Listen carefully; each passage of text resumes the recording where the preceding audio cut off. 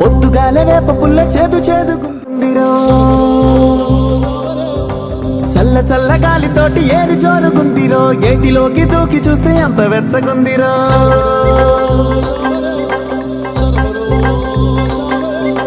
మండుతున్న కొండ మీద చలువరేకు చూడరో, ఆవురావురంటూ దాని పేరు పూతరేకురో.